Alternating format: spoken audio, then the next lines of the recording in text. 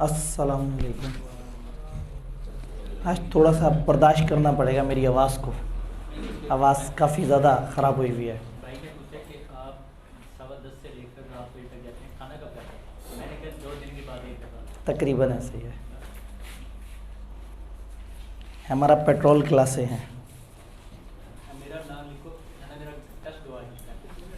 मैं सोचा था दुआ नाम खाने का कल टेस्ट देता लिखो कि दुआ है। असल में अगर तो एक स्टेटमेंट आई ऐसे बंदे की तरफ से जिसकी इंटेग्रिटी पे पूरा गुमान हो,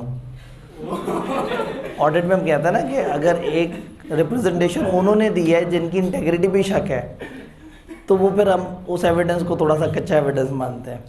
अगर एक बहुत ही शरीफ बच्चा, बहुत ही अच्छा बच्चा, बहुत ज़्यादा जो है वो सारे टेस्ट देने वाला बच्चा, सारे टेस्ट में बड़े अच्छे नंबर लेने वाला बच्चा कहे कि मेरा टेस्ट गुम हो गया है, तो फिर उसमें थोड़ी समझ भी आती है।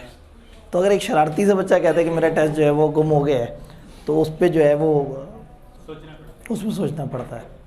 तो बहरहाल असल में टेस्ट मैंने इसलिए साइड पे रख दी है कि लोग खरामा आहिस्ता आहिस्ता कमरे में दाखिल हो रहे होंगे, तो थोड़ी देर बाद इस पर डिस्कशन करेंगे। कल हमने बोर बातें की और आज सारी मज़े की बातें करनी है इंशाल्लाह। तो मैंने कौन सा कहा कि हम आगे पढ़ने लगे हैं? मैं एक रिकैप देने लगा हूँ। उससे भी पहले क्लैरिफिकेशन आ गई है। क्या है वो क्लैरिफिकेशन? शायद कर लगे कि मेरे अब्बू पीटीआई के सपोर्टर है। मैंने ये नहीं कहना चाह रहा था, मैं कहना चाह रहा था कि जो मेजर और कर्नल थे ना, वो पीटीआई के बाद था। अच्छा, मेजर और कर्नल पीटीआई के बंदे थे और उन्होंने ब्लास्ट करा दिया। तो मामला ये तो मामला और ज़्यादा ख़तरनाक हो गया। चलें ठीक है, सही है। इस रियलिटी का सिर्फ उसी को पता हो सकता है जो आंखों से देख रहा हो। ठीक है, ठीक हो गया। तो ये तो आपने उल्टा और तायीद कर दी मेरे मौक़िफ़ की। मैं कर रहा हूँ, मैं नहीं कर रहा। ठीक है। असल में बस सियासत मुनासिब हो तो ठीक है, सही बाउंड्रीज पे हो तो ठीक है। जब नफ़रत की सियासत है, सिर्फ दूसरे को बुरा भला कहना है, और मतलब मुझे वाकई बड़ा दुख होता था कि एक ज़माने में जो है वो जब मुख्तलिफ़ लोग गिरफ़्तार हो रहे थे, उनके ऊपर जुल्म हो रहा होता था, तो बहुत सारे लोग बड़ा उछल कूद करके बड़ा खुशी महसूस कर रहे होते थे। अब जब उन पे हो रहा है तो दूसरे वाले लोग उछल कूद कर रहे हैं। ये मतलब कभी भी कोई अच्छी बात नहीं है। और दूसरा ये नैरेटिव होता है कि कौन सही है कौन गलत है। गलत वो होता है जो हुकूमत में नहीं होता, और सही वो होता है जो हुकूमत में होता है।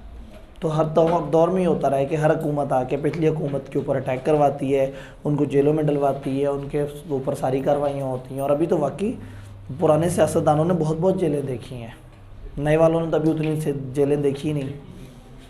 ठीक है, वो वही जरदारी जिसको हम सब पे भारी कहते हैं, जो सियासत में एक बड़ा आइकन माना जाता है, 10 साल से ऊपर जेल में रहा है। पता है बात यह है कि एक उस लेवल का कैलिबर का बंदा जब उस तरह की जगह में कैद होना, तो वो जेल ही होती है। हर बंदे को अपने मनसब के हिसाब से सज़ा मिलती है ना। छोटे बच्चे को तो कह देते हैं कि तुम खड़े हो जाओ कुर्सी पे, या अपनी बस कुर्सी से खड़े हो जाओ ज़मीन पे, तो उसके लिए वही सज़ा होती है। टीचर बेचारा 10 घंटे तक खड़ा रहता है।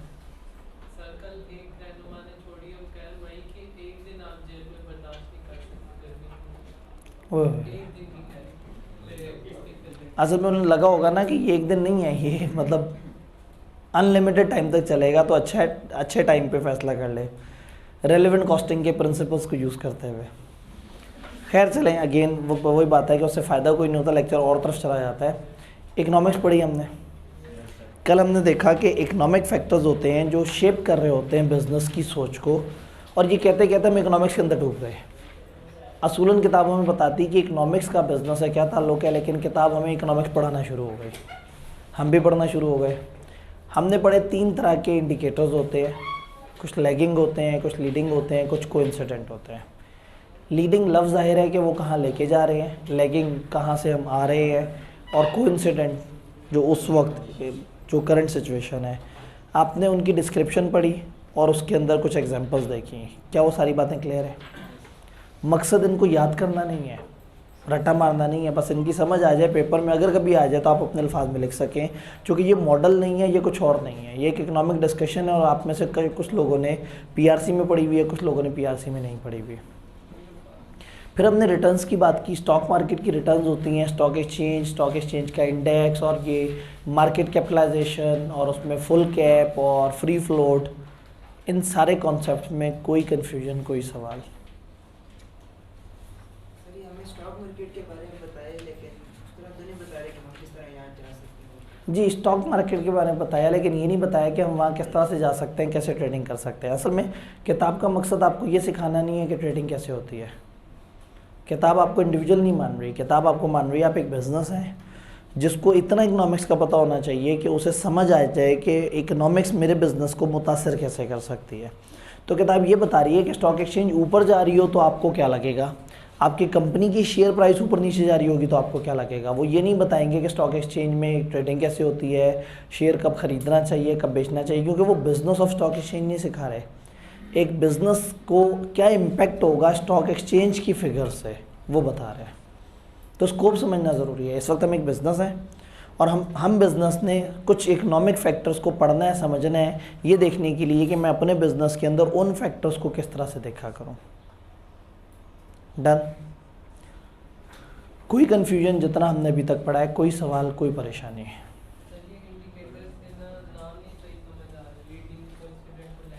जी, अभी थोड़ी देर पहले जैसे मैंने बात की, लीडिंग कौन होता है? जो लेके जा रहा होता है कहीं। तो लीडिंग फैक्टर वो हैं जो आपको एक ख़ास तरफ लेके जा रहे हैं। यानी कि आज हम ये देख रहे हैं कि हालात किस तरफ जाने लगे हैं। जैसे अक्सर लोग कहते हैं ना, अक्सर सियासतदान कहते हैं मैं जो देख रहा हूँ आगे एक बड़ा ख़तरनाक मुस्तकबिल नज़र आ रहा है। लीडिंग फैक्टर्स वो हैं जो आपको आगे की तरफ लेके जा रहे हैं, जो बता रहे हैं कि आगे क्या होने वाला है। लीडिंग समझ आया वर्ड से? कोइंसिडेंट जो उसी वक्त का मामला होता है, मैं कहता है ना कोइंसिडेंटली उस वक्त वो बंदा वहाँ पे मौजूद था। कोइंसिडेंट है कि इत्तफाकन वो उसी वक्त की बात हो रही है। तो कोइंसिडेंट बेसिकली कनकरेंट, यानी कि इस वक्त मौजूदा जो करंट बात चल रही है उसका। तो जो कोइंसिडेंट इंडिकेटर्स हैं वो आज बताते हैं कि आज इकॉनमी कहाँ है। लीडिंग बताते हैं हम किस तरफ जा रहे हैं, कोइंसिडेंट बताते हैं हम कहाँ खड़े हैं। लैग, बच्चे कहते हैं जी लेक्चर में लैग आ रहा है, डिले आ रहा है। तो लैग का मतलब है किसी चीज़ में डिले। तो लैगिंग इकोनॉमिक इंडिकेटर वो जो बाद में पता लगते हैं, यानी कुछ हो जाने के बाद में हमें पता लगता है कि अच्छा क्या हुआ था। तो यूँ समझे ये पास्ट है, ये प्रेजेंट है और ये फ्यूचर है। ये इंडिकेटर फ्यूचर के बारे में निशानदेही कर रहे हैं, ये इंडिकेटर पास्ट कैसा गुजरा उसके बारे में बता रहे हैं, और ये इंडिकेटर आज इस वक्त मौजूदा कैसा उसके बारे में बता रहे हैं। क्लियर? इसीलिए मैंने कल इसमें ना जो कीवर्ड्स हैं उनको रेड कर दिया था ताकि आप उनको पहचान सकें। जी, इंडिकेटर्स में, इकोनॉमिक साइकिल में, स्टॉक मार्केट रिटर्न में, स्टॉक मार्केट के इंडेक्स में कोई confusion? All clear? General question पूछ लें। सर हम इसमें किस तरह एंटर हो सकते हैं स्टॉक? अच्छा, ये तो बिल्कुल ये कहानी इतनी सीधी नहीं है। जमा पूंजी वेबसाइट है, JAMA जमा पूंजी PUNJI। आप गूगल पे जाके जमा पूंजी सर्च करें, एक वेबसाइट आएगी, SECP ने बनाई है। SECP ने उसमें बताया है कि इन्वेस्टर्स को क्या एहतियात करनी चाहिए, स्टॉक मार्केट क्या होती है, रजिस्टर्ड कंपनियां क्या होती हैं, मार्केट में इन्वेस्टमेंट करते हुए क्या डूज एंड डोंट्स होने चाहिए, क्या क्या अच्छे रूल्स हैं जो एक नए इन्वेस्टर को ध्यान में रखने चाहिए। स्टेप 1 है, आपने वो वेबसाइट जाके उसको थॉरोली देखना है, तकरीबन 1 महीना उस पर अच्छा खासा टाइम लगा के उसके बाद फिर आपने कहना है कि सर वो मैंने वेबसाइट देख ली, बेसिक समझ आ गई, अब आगे बताएं। तो कहानी को अगले स्टेप में दाखिल करें। अगेन मतलब ये ऐसे नहीं है कि मेरे को जाना है, बाय करना है, सेल करना है, प्रॉफिट ही प्रॉफिट। ये एक हल्की गेम नहीं है, आपने एक पूरी दुनिया को समझना है। इन्वेस्टमेंट की दुनिया क्या है, उसके क्या डूज एंड डोंट्स हैं। फॉर एग्जांपल वो पैसा जो सरप्लस पड़ा है वो लगाना होता है। लोग क्या करते हैं, अपना सब कुछ दांव पे लगा के सारा पैसा स्टॉक में लगा देते हैं, फिर डूब जाते हैं। फिर दूसरा गोल्डन रूल, पैसा लगा के भूल जाना है। जो नहीं लगा के भूलते ना, वो हर दिन फ्लक्चुएशन ऊपर नीचे होने से परेशान रहते हैं। अल्टीमेटली चीज़ें बेहतरी की तरफ जाती हैं ज़्यादातर। तो इस तरह की कुछ गोल्डन रूल्स और छोटी छोटी सी बातें पता लगेंगे। तो गवर्नमेंट ने भी एक ऑफिशियली एक इन्वेस्टर्स को एजुकेट करने के लिए पोर्टल बनाया है। तो मैं आपको रिकमेंड करूँगा कि पहले आप उस पोर्टल पे जाके अच्छी तरह से समझ लें कि SECP आपको क्या बताना चाह रहा है। जमा पूंजी, SECP की वेबसाइट पे इसका लिंक भी आ रहा होता है, SECP.gov। तो किसी भी जगह जमा पूंजी, बैंक्स की वेबसाइट पे भी इसका लिंक होता है, यानी तमाम फाइनेंशियल इंस्टीट्यूशन, तमाम इन्वेस्टमेंट वाले इंस्टीट्यूशन में लीगली मैंडेटरी है कि जमा पूंजी का लोगो हो और उस पर क्लिक करें तो उसकी वेबसाइट पे पहुंच जाए। तो ये वेबसाइट इदारों ने पाकिस्तान के लोगों के शऊर के लिए बनाई है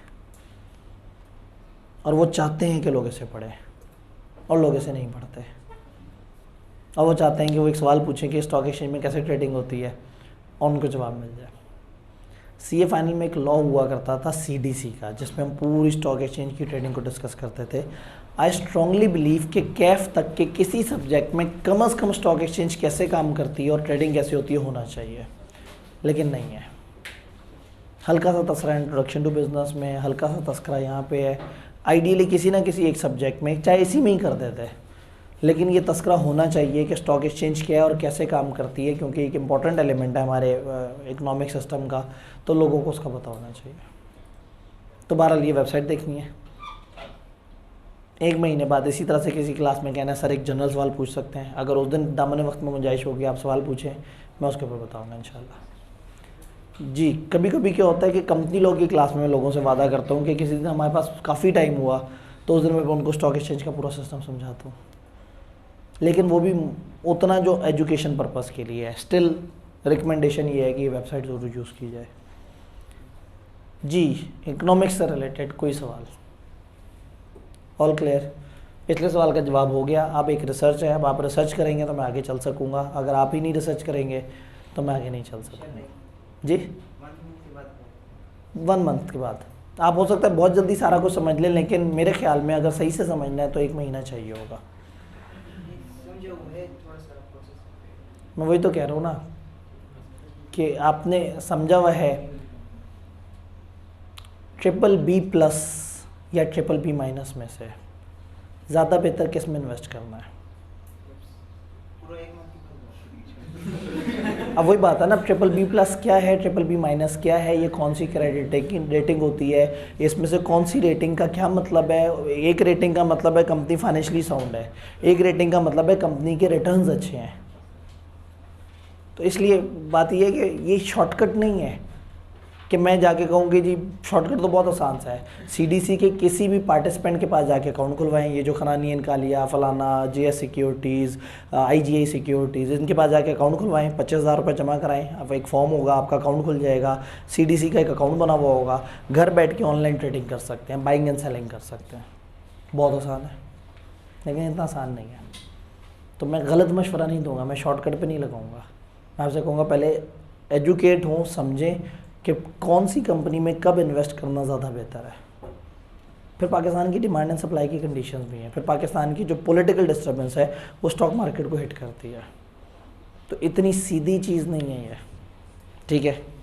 तो आपने कहा था समझा हुआ है, तो मैंने इसलिए एक सिंपल सा सवाल पूछा। ये लेवल 1 सवाल है, मैं शायद लेवल 3 का सवाल पूछता। मैं आपसे ये सवाल पूछता कि हमें सब अकाउंट खुलवाना ज़्यादा बेहतर है या हाउस अकाउंट खुलवाना ज़्यादा बेहतर है CDC के पार्टिसिपेंट के पास। तो इसलिए ठीक है, मतलब थोड़ा सा मतलब जो है ना वो तहम्मुल बड़ा ज़रूरी है। आवाम में मुश्किल है, कम है ज़रा। आपकी वाली नस्ल कुछ नहीं करना चाहती, वो कहते हैं बस जल्दी से शॉर्टकट मिले और हम जल्दी से कुछ ना कुछ कर लें। तो बस थोड़ा सा ना अपने अंदर पेशेंस लेके आएँ, सीख के करें, पका के खाया करें, कच्चा नहीं खाना। तो बहुत सारे स्टूडेंट कच्चा पक्का पता नहीं 15 चीज़ें कर रहे होते हैं, हालांकि 2 चीज़ें सही से की जाएँ तो बहुत अच्छी हो जाए। एक टॉपिक को सही से करने में 3 घंटे लगते हैं और कच्चा पक्का करने में 1.5 घंटा लगता है। 1.5 घंटा 15 दफ़ा लगा लेंगे बच्चे अलग अलग टाइम पे, वो एक दफ़ा सही वाले 3 घंटे नहीं लगाएंगे, क्योंकि पेशेंस नहीं है। आपका कसूर नहीं है, सोशल मीडिया ने आपको फास्ट बना दिया है, मजबूरी बन गई है, रफ्तार देनी पड़ गई है। और इवन यहाँ तक है कि उन्हें पता है कि लोगों के पास टाइम इतना कम है कि व्हाट्सएप के जो वॉइस मैसेज थे वो भी 1.52 पे सुन सकते हैं। सिर्फ इतना ही नहीं, वॉइस मैसेज सुनते सुनते आप ग्रुप से बैक पे जाएं, कुछ और करना शुरू कर दें। वॉइस मैसेज चल रहा है, यानी कि उनको पता है कि लोगों को इतनी भी चुल होगी कि ये जब वॉइस मैसेज चल रहा है तो उस वक्त मैं क्यों नहीं कुछ और कर रहा। इस हद तक उन्होंने जज किया है कि ये लोग, और आप उस वक्त जो भी कर रहे हैं ना वो वॉइस मैसेज ध्यान से नहीं सुन रहे, एकदम से याद आता है ये क्या था, फिर दोबारा सुनते हैं 2 पे, फिर कहते हैं नहीं फलाना वाली बात मिस हो गई, फिर 1.5 पे सुनते हैं, अल्टीमेटली 1 पे सुन के समझ आती है। और ये काम पहली दफ़ा कर लिया होता तो ज़्यादा बताता है, लेकिन उन्हें पता है कि आप में पेशेंस नहीं है, तो वो आपको मतलब जूता मारते हैं सर पे कि आपको टाइम वेस्ट करके पता लगे कि आपको शुरू में क्या करना चाहिए था, 1 पे सुनना चाहिए था उसी ग्रुप में रहते हुए। तो ये थोड़ा सा ये प्रॉब्लम है, और इसमें आप में से किसी का कसूर नहीं है, ये ओवरऑल माशरती प्रॉब्लम है और आहिस्ता आहिस्ता ही रिजॉल्व होगा। और एक प्रॉब्लम नहीं था जो बन गया है, लड़ाई झगड़े गुस्से का कल्चर, वो उसमें पॉलिटिकल पार्टीज़ ने हमें गिफ्ट दिया है। तो अल्लाह करे आप लोग आहिस्ता आहिस्ता थोड़ी सी पेशेंस ले आएँ, बड़ा ज़रूरी है ज़िंदगी में आगे बढ़ने के लिए, जिद्दोजहद ज़रूरी है। बहुत सारे टीचर ना 7-8 महीने की बड़ी एफ़र्ट करने के बाद आके मिलते हैं, यंग टीचर्स कहते हैं मैं इतनी एफ़र्ट कर रहा हूँ लेकिन बच्चे नहीं आ रहे क्लास में। तो मैं उनसे पूछता हूँ कि कितनी दिहाइयाँ आपने एफ़र्ट कर लिए, कितने डेकेड्स की एफ़र्ट है आपकी। तो वो मेरी तरफ अजीब सी नज़र से देखते हैं। फिर मैं कहता हूँ अच्छा कितने ईयर्स से एफ़र्ट कर रहे हैं, तो पता ही लगता है कि ईयर्स भी नहीं, वो कुछ मंथ से एफ़र्ट कर रहे हैं। और उसके बाद बड़े हैरान हो रहे होते हैं कि इतने मंथ से मैं एफ़र्ट कर रहा हूँ, मुझे रिजल्ट्स नहीं नज़र आ रहे। पेशेंस बड़ा ज़रूरी है।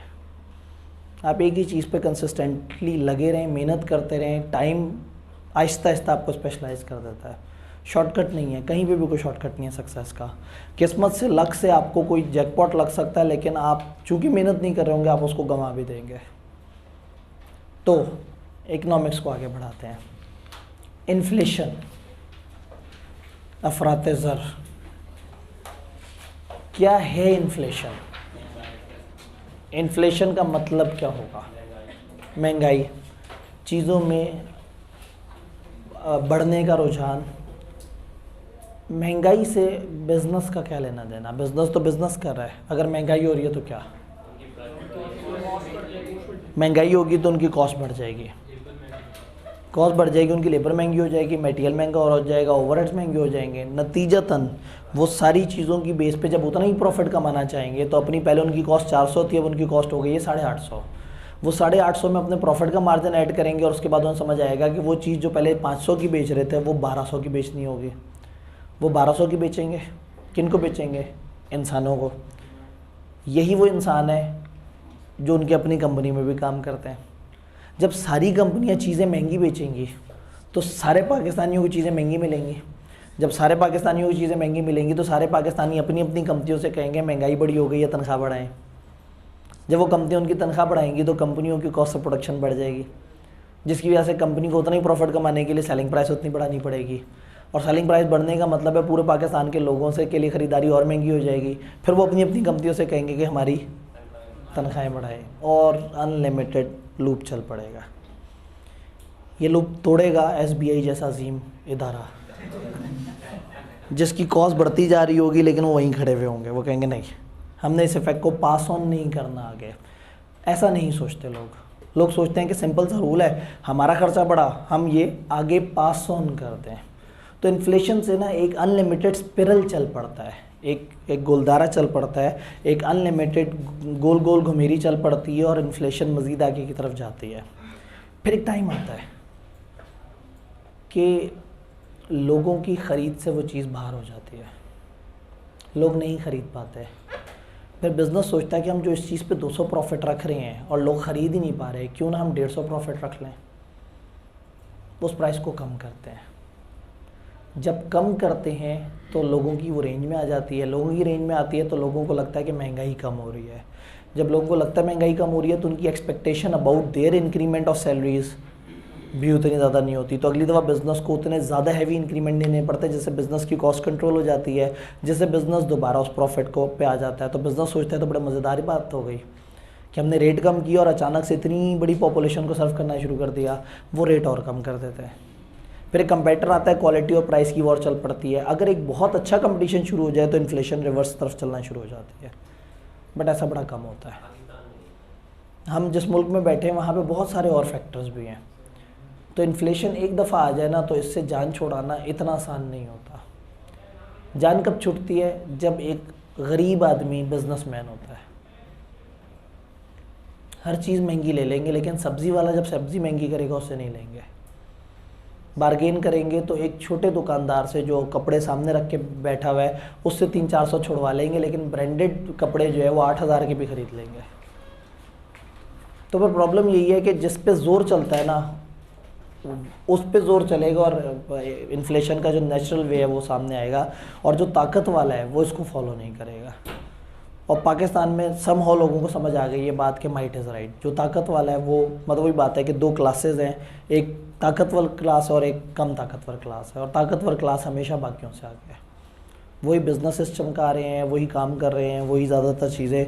तो इन्फ्लेशन ओवरऑल किताब ने इंटरनेशनल दुनिया के हिसाब से हमें समझाने की कोशिश की है, लेकिन इसमें आपने पाकिस्तानी तड़का ज़रूर ऐड करना है।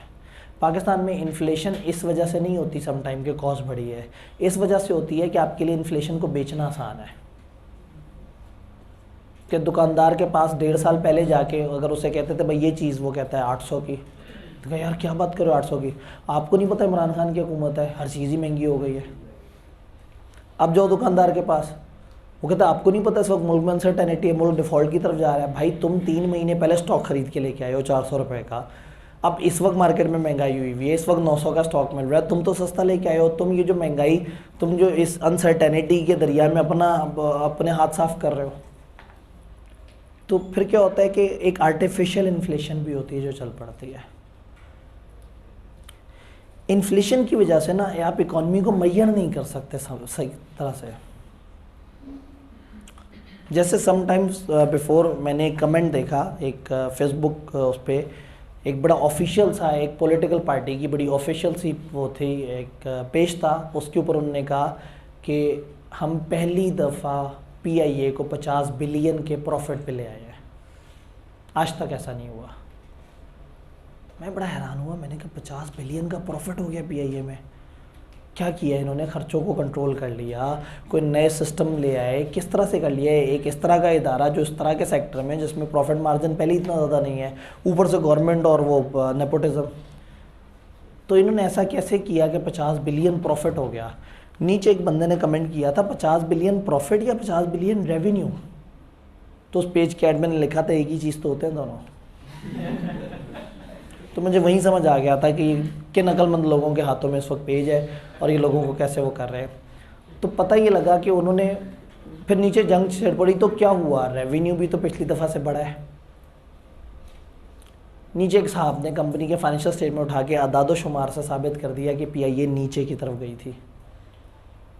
नंबर ऑफ़ सीट्स पिछले ईयर से कम बिकी थी, लेकिन चूंकि सीट की प्राइस बढ़ चुकी थी तो PIA पिछले साल से हल्का परफॉर्म कर रहा था, लेकिन रेवेन्यू पिछले साल से 50 बिलियन ज़्यादा था। तो समटाइम आपको इन्फ्लेशन की वजह से ना मार्केट की रियल सिचुएशन नहीं पता लगती, फिर आप क्या करते हैं, आप रियल नंबर्स में वो करना शुरू कर देते हैं। ये ऐसे ही है जैसे जो है वो कोई भी उठ के कह दे कि जी नवाज़ शरीफ के दौर में जो कर्ज़ा है वो इतने अरब था और इमरान खान के दौर में इतने अरब हो गया। क्यों? क्योंकि डॉलर का रेट चेंज हो गया। अब जब वो डॉलर के रेट से मल्टीप्लाई करके करेंगे तो ऑटोमेटिकली लगेगा जी इमरान खान के दौर में कर्जा बढ़ता चला गया। तो वो एक रियल चीज़ नहीं है। रियल चीज़ है कि जब उसको बिलियंस ऑफ डॉलर में मैयर किया जाए, पहले भी और आज भी उसको बिलियंस ऑफ डॉलर में मैयर किया जाए। तो फिर GDP के अंदर भी ऐसा होता है कि एक नॉमिनल एलिमेंट होता है, एक रियल एलिमेंट होता है। और MFA में इस तरह के अल्फाज आप फाइनेंस वाली साइड में जो है वो पढ़ेंगे या पढ़ चुके होंगे, पता नहीं, असल में डिपेंड करता है कि आप कहाँ पे हैं। तो वहाँ पे भी इस तरह से होता है कि आप एक इन्फ्लेशन एडजस्टेड रेट निकालते हैं और sometime other than inflation rate निकालते हैं। इन्फ्लेशन पे बातें करते हैं। इन्फ्लेशन इंक्रीज है price level over time. Rate of inflation measure होता है एक या एक से ज़्यादा प्राइस इंडेक्सेस या कॉस्ट इंडेक्स को यूज़ करके, जैसे CPI या RPI, रिटेल प्राइस इंडेक्स और कंज्यूमर प्राइस इंडेक्स। ये दो ज़रा कॉमन नेम है जो इसमें इस्तेमाल होते हैं। वेजेस की कॉस्ट का इंडेक्स वगैरह भी होता है। तो अलग अलग इंडेक्स हैं कि ओवरऑल प्राइसेस किस तरह जा रही हैं, किस तरह जा रही हैं। तो आज से साल पहले ओवरऑल ये 3 तरह की गुड्स की प्राइसेस क्या थी और साल बाद उन्हीं 3 तरह की गुड्स की क्या प्राइसेस हैं। तो उसकी बेस पे एक वेटेड अंदाज़ा लगा लिया कि इन्फ्लेशन कितनी है। चंद जो मेन डिटर्मिनेंट होते हैं मार्केट में, वो पेट्रोल का रेट होता है, डॉलर का एक्सचेंज रेट होता है और स्टॉक एक्सचेंज की परफॉर्मेंस होती है। इसकी बेस पे सम हो आपको इन्फ्लेशन को जज कर रहे होते हैं। हर वो गवर्नमेंट जो पेट्रोल और डॉलर को रोक ले वो बेहतर नज़र आना शुरू हो जाती है, क्योंकि हर चीज़ उससे कनेक्ट हुई होती है। लोगों का रेफरेंस पॉइंट ये होता है जी पेट्रोल बढ़ गया, पेट्रोल 10 रुपये लीटर बढ़ता है और बस के किराए में हर मुसाफिर का हर स्टॉप का किराया बढ़ जाता है, ठीक है। जिससे अल्टीमेटली वही बात है कि वो इन्फ्लेशन होती नहीं, लेकिन वो इन्फ्लेशन बताई जाती है। और जब कोई पूछे ये क्यों है तो कहते हैं जी आपको नहीं पता महंगाई हो गई है। तो बिज़नेस अपना फ़ायदा उठा लेता है। एक टाइम आता है कि फिर बिज़नेस को समझ आता है कि अब चीज़ें बहुत ओवर हो गई हैं, तो फिर बिज़नेस खुद ही से सुधर जाता है। जैसे गाड़ियाँ इस वक्त बहुत आर्टिफिशियली हाई प्राइस पे पहुंच गई हैं और अब लोग लेना ही बंद हो गए हैं। ऑल्दो पाकिस्तान में जितनी पॉपुलेशन है, एट एनी गिवन टाइम एक एलीट क्लास डज एग्जिस्ट जो कि उतनी डिमांड तो उठा सकती है, लेकिन वो एलीट क्लास वो डिमांड नहीं उठाती, वो बाहर से इंपोर्ट करते हैं। उनको 600% टैक्स भी कर दो फिर भी बाहर से इंपोर्ट कर लेता है। तो ये इसने मिफ्ता इस्माइल ने बेसिकली ये बात की थी कि भाई जब आपने लेनी ही लेनी है गाड़ी और आपने नहीं डिस्करेज होना, तो कम से कम टैक्स तो हम ज़्यादा कमाएं। तो गाड़ियों पे एक ख़ास लेवल से ऊपर की गाड़ियों पे बहुत ज़्यादा टैक्स लगा दिया, लेकिन लोग फिर भी बाज नहीं आए। वो ऑडी जो 2 करोड़ की मिलती थी वो 5 करोड़ पे चली गई।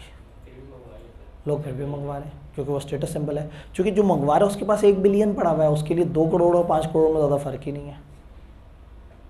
तो खैर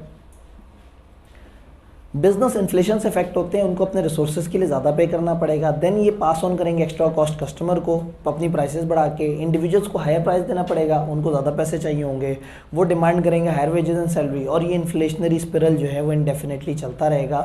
तो और फिर rate of inflation is also affected by inflationary expectation. मेरे पास अगर एक प्लॉट हो 2 करोड़ का और मुझे लग रहा है कि आगे चीज़ें बढ़ने वाली हैं, तो अभी बढ़ी नहीं है, मैं 2.25 की आवाज़ लगा दूंगा मार्केट में। और जब सबको पता होगा वो मार्केट में प्राइसेस बढ़ने वाली हैं, तो मेरी 2.25 भी उन्हें जनरल लग रही होगी, क्योंकि वो 2.25 का लेके 2.5 की आवाज़ लगा देंगे ये सोच के कि 3 की आवाज़ आने वाली है। डॉलर के साथ ऐसा ही होता है, एक आवाज़ उठती है कि डॉलर बढ़ने वाला है, फिर लोग धड़ाधड़ डॉलर ख़रीदना शुरू कर देते हैं और जनाब डॉलर महंगे से महंगा लेना शुरू कर देते हैं, ये सोच के कि कल को इससे महंगा मैं बेचूंगा। किसी एक लेवल पे जाके ना जो आखिरी इन्वेस्टर है उसको नुकसान होता है। जब एक चीज़ एक जगह पहुंचती है, रुकती है या रिवर्स होती है, तो वो इन्वेस्टर वहाँ पे रुल जाता है। ये बात समझ आई।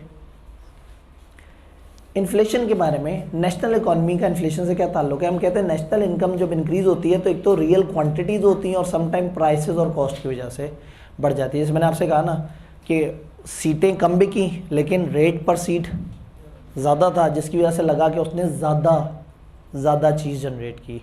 तो इन्फ्लेशन की वजह से आपको नेशनल इकॉनमी को मैयर करते हुए प्रॉब्लम आता है, तो फिर रियल क्वांटिटीज़ को देखना शुरू कर देते हैं। It is possible for national income to increase due to inflation when the real economy is in recession. की रियल इकॉनमी तो नीचे गिर रही है लेकिन इन्फ्लेटेड प्राइसेस हैं, तो उसकी वजह से ये ऐसी है जैसे आम की मार्केट में पहले 1000 kg आम बिका था 100 रुपये का, और अब 500 kg आम बिका है 300 रुपये का। तो हम कहेंगे कि आम की मार्केट ने ग्रो किया, हालांकि आम की मार्केट नीचे की तरफ गई है, 50% पे चली गई।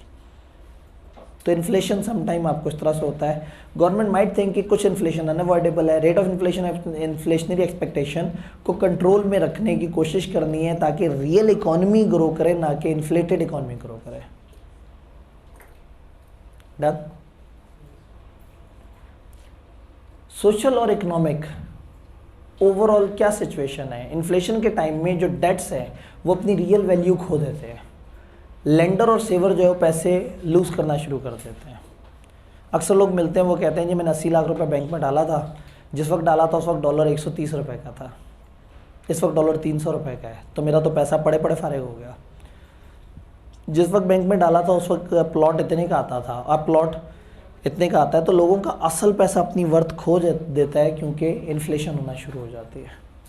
एक और इफेक्ट ये है reduction in real value of fixed income या इनकम रेजेस। अब आप इनकम ले रहे हैं तो आपको लगता है कि फ़ायदा कोई नहीं। एक हमारा ही एक स्टूडेंट फाइनल का एक दफ़ा बड़ा खुश आया कि सर मेरे इतने पैसे बन गए हैं, मेरी फ़लाना जॉब हुई है उसमें इतने पैसे मुझे मिल रहे हैं, अब ज़बरदस्त है। इतने तो मैंने नहीं सोचे थे। 3 महीने बाद आया, उसने कहा सर गुजारा नहीं हो रहा, मैं सोच रहा हूँ मुल्क से बाहर चला जाऊँ। क्योंकि उस 3 महीने में कॉस्ट ऑफ लिविंग इतनी बढ़ गई थी कि उसके पास आई हुई इनकम उसे कम लगना शुरू हो गई। तो आपकी इनकम आपको कम लगना शुरू हो जाती है। अचानक से उन्हें लगा, उन्होंने कहा जी इन्फ्लेशन रेट पाकिस्तान का ज़रा क्विक हम ओवरव्यू कर लेते हैं। तो उस वक्त उन्होंने किताब में कहीं से छापा, बस इससे देख लेंगे असूलन ये इसकी परसेंटेज हमसे पूछी नहीं जानी चाहिए असूलन।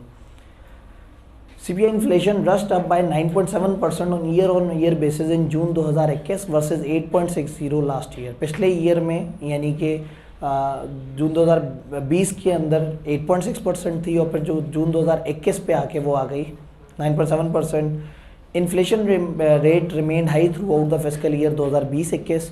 It reach a peak of 11.1% in April 2021 and achieve significant dip of 9.7% in this. मुझे नहीं समझ आ रहा ये वैल्यू हमें क्यों बता रहे हैं 2023 में, हमें 2021 की वैल्यूज़ बता रहे हैं क्योंकि उस वक्त किसी किताब से छापा मार दिया था। या तो इन वैल्यूज़ को बदल दें या ये बताएं ही ना, मतलब अब इस वक्त ये इंतहाई बेकार सी इन्फॉर्मेशन है। वो जो पॉलिटिकल का हमने वो डिलीट किया है ना, वो जो उसके एंड पे ना मैंने एक टेबल दिया हुआ है जिसमें through out the governments Pakistan के मुख्तलिफ जो रेट्स हैं ना, GDP का क्या रेट रहा, फलाना क्या रहा, वो किताब ने अलग अलग जगह दिया हुआ था। मैंने उसको सारे को इकट्ठा करके बताया है जस्ट फॉर अंडरस्टैंडिंग। अगर आप समझना चाह रहे हो कि ओवर द ईयर पाकिस्तान के साथ चीज़ें क्या होती रही, किस किस दौर में क्या हुआ है, तो वो टेबल आपको हेल्प करेगा जस्ट फॉर अंडरस्टैंडिंग। तो ये वाले जो स्टैट्स हैं ना, इनको मत देखें। सर ये जो यहाँ करवा देते हैं मनी बैंक में, जी जी, कोई बॉन्ड ले लेते हैं सर, तो ये बॉन्ड तो इनकी वो नहीं करता ना, वर्थ कम करता नहीं बॉन्ड भी वर्थ कम कर देता ना। बॉन्ड कितने का होगा? 40,000 का। जब बेचेंगे तो कितने का होगा? 40,000 का। जब 40,000 का बॉन्ड लेना था तो उस वक्त 5,000 की कुर्सी थी, 8 कुर्सियाँ आ जाती थी। जब बॉन्ड बेचने गए मिला 40,000, अब कुर्सियाँ आती है 5, क्योंकि कुर्सी हो गई 8,000 की। तो पहले बॉन्ड 8 कुर्सियों के बराबर था बॉन्ड, तो बॉन्ड भी वर्थ गिरा देगा। जो भी सेव होगा ना, इन्फ्लेशन होगी तो जो सेवर्स हैं वो बेचारे रुल जाएंगे। जी हाँ, अब अगेन वो डिपेंड करता है ना कि बॉन्ड किस तरह का, और बॉन्ड इंटरेस्ट बेरिंग है या नॉन इंटरेस्ट बेरिंग। पाकिस्तान में ज़्यादातर बॉन्ड नॉन इंटरेस्ट बेरिंग है। इनाम रखे हुए होते हैं कि जो कुरानंदाजी होगी कुरानंदाजी में कुछ इनाम निकलेंगे, लेकिन अनलाइक US या बहुत सारे और मुल्क जहाँ गवर्नमेंट के अपने इंटरेस्ट बेस्ड स्कीम्स होती हैं, जो कि हम कहते हैं कि ये सेफ़ बॉन्ड्स हैं। क्या भाई ये सेफेस्ट रिटर्न है कि गवर्नमेंट को पैसे दे दो, गवर्नमेंट आपको मुनासिब सा, रिटर्न भी बहुत अच्छा नहीं होता लेकिन सिक्योर रिटर्न होता है। एग्जैक्टली तो उसको हम रिस्क फ्री समझते हैं। तो आप फाइनेंस वाले पोर्शन में उसकी कैलकुलेशंस देखते हैं, वो तो देख ली होंगी। चले शुक्र है कुछ तो देखा है। इंटरेस्ट रेट अगला वेरिएबल। अब ये 2-3 मोटे मोटे वेरिएबल्स हैं, unemployment, interest, inflation. Interest rate को कैसे डिनोमिनेट करते हैं? मुल्क में इंटरेस्ट रेट क्या चल रहा है से मुराद मुल्क में क्या चल रहा है? KIBOR, Karachi interbank offer rate, KIBOR। Internationally दुनिया में LIBOR लाइबोर चलता है, London interbank offer rate. Lahore नहीं पढ़ना है इसे। तो काइबोर एक तरह से रिप्रेजेंटेटिव होता है एक ऐसे इंटरेस्ट रेट का जो गवर्नमेंट मैयर कर रही होती है और गवर्नमेंट अपने हिसाब से सेट करती है। कैसे सेट करते हैं? वो सम हाउ इन्फ्लेशन को जहन में रखते हुए सेट करते हैं। फॉर एग्ज़ाम्पल सन 2019 में अगर पेट्रोल जो है वो इतने रुपए का आता था, सोना इतने का आता था, फलाना चीज़ इतने की आती थी, 2023 में यही चीज़ें उतनी ही क्वांटिटी में ली जाए तो ये कितने की आएंगी? तो हम देखेंगे 2019 से 2023 तक कितने % इन्फ्लेशन हुई, पता लगा 40%। तो हम कहते हैं कि अगर over the year 10% interest rate होता तो इंटरेस्ट रेट इक्वेट करता उस इन्फ्लेशन को। किसी ने वो चीज़ें रखी हुई होती हैं अपने पास और आज बेचता तो उतने की होती, किसी ने बैंक में पैसा रखा होता और उस पर इंटरेस्ट पढ़ते पढ़ते वो पैसा उतना इक्वल हो गया होता जितने में आज वही चीज़ें खरीदी जा सकती हैं। तो सम हो, मतलब ये एक बड़ी सिंपल एग्जांपल मैंने दिया है। एक चीज़ नहीं होती, बहुत सारी चीज़ों का इंडेक्स होता है। उस बहुत सारी चीज़ों के इंडेक्स से स्टेट बैंक मुख्तलिफ एक वर्किंग करके एक ऐसा रेट निकालता है जिसमें एक बैंक दूसरे से अगर पैसा ले या स्टेट बैंक से ले तो कितना ऐसा रेट हो जिस पर उनका ब्रेक इवन हो जाए। कि मैं एक बैंक से पैसे ले लूँ और इस्तेमाल करूँ और मैं दूसरा बैंक हूँ और मैं उन्हें वापस करूँ, तो मैं उन्हें कितना वापस करूँ कि उनका ब्रेक इवन हो जाए। तो वो काइबोर बना लेते हैं कि हाँ भाई फॉर एग्जांपल काइबोर जैसे इस वक्त करंटली 21 पॉइंट समथिंग % है। इसका मतलब अगर एक बैंक दूसरे बैंक से लेगा या स्टेट बैंक से लेगा या तो ये इस रेट पे करेंगे, ये इनका ब्रेक इवन रेट है। कस्टमर कहेगा जी मुझे गाड़ी लेनी है, वो कहेंगे अच्छा काइबोर प्लस 4%, फिर सारी बार्गेन इस पे होगी, इस पे बार्गेन नहीं होगी, ये तो ब्रेक इवन है। ये तो वो रेट है जो उनकी अपनी बोरविंग कॉस्ट है, कि उनके पास पैसा कम हो तो वो मार्केट से कितने का पैसा उठा सकते हैं, उनको पैसे की ये कॉस्ट पड़ रही है। तो ये बेसिकली ये है इंटरेस्ट रेट एडिशनल, लेकिन कस्टमर को पड़ता है ये सारा।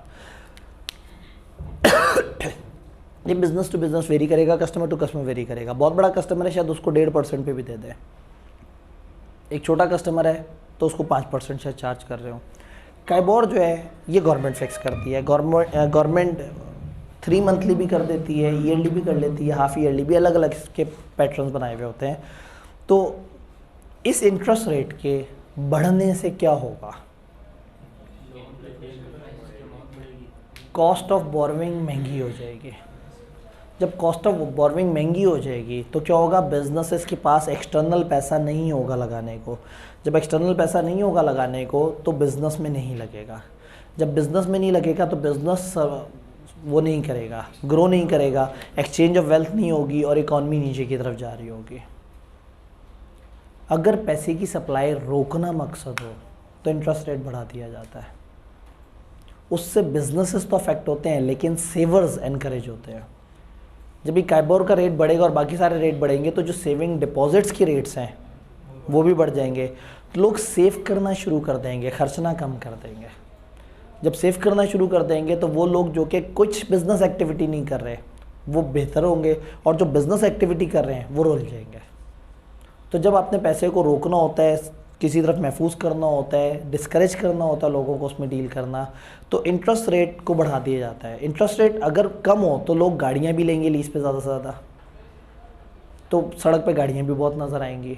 तो अगर आप चाहते हैं कि बिला वजह सड़क पे गाड़ियाँ ना नज़र आए और लोग तभी गाड़ी लें जब उनकी कैपेसिटी हो, तो आप इंटरेस्ट रेट बढ़ा दें। इंटरेस्ट रेट बढ़ाने से वो डिस्करेज होंगे और सिवाय शदीद ज़रूरत के कोई बंदा गाड़ी नहीं लेगा, जब उन्हें पता होगा कि गाड़ी मुझे अपनी असल कॉस्ट से इतनी महंगी पड़ रही होगी ओवर द ईयर्स। गाड़ियों में धड़ाधड़ ये काम हो रहा था, तो पिछले कुछ ईयर्स में एक अच्छी डेवलपमेंट की हुई कि उन्होंने फाइनेंसिंग को लिमिट कर दिया 3 मिलियन। उनका 3 मिलियन से ऊपर लोन नहीं देंगे गाड़ी के लिए, वो गाड़ियाँ पहुँची हुई हैं 60-70 लाख पे। दूसरा उन्होंने कहा 3 साल की फाइनेंसिंग होगी, 5-7 साल की नहीं होगी। जब 3 साल में टेन्योर आएगा तो ऑटोमेटिकली आपको पैसे भी ज़्यादा पड़ेंगे।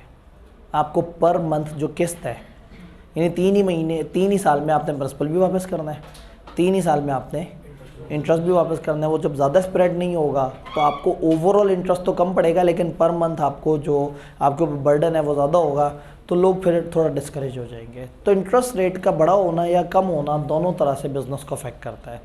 इंटरेस्ट रेट बढ़े हुए हैं तो बिज़नेस आर इंक्लाइंड कि वो सेविंग्स की तरफ जाएँ, डिपॉजिट्स की तरफ जाएँ और अपने गैर ज़रूरी खर्चे ख़त्म करके और पैसा इन्वेस्ट कर दें। एंड वाइस वर्सा, जब इंटरेस्ट रेट कम होगा तो वो अपनी इक्विटी नहीं लिया करेंगे, लोन से अपना बिजनेस चलाया करेंगे। क्योंकि लोन को एक्वायर करने की कॉस्ट कम हो जाएगी तो बिजनेसेस में पैसा फ्लो होता ज़्यादा नज़र आ रहा होगा। तो किताब डिस्कशन कर रही है अमाउंट ऑफ इंटरेस्ट चार्ज जो लेंडर करता है उसको हम इंटरेस्ट कहते हैं। इंटरेस्ट रेट जो है वो एनुअल परसेंटेज के तौर पे होती है नॉर्मली।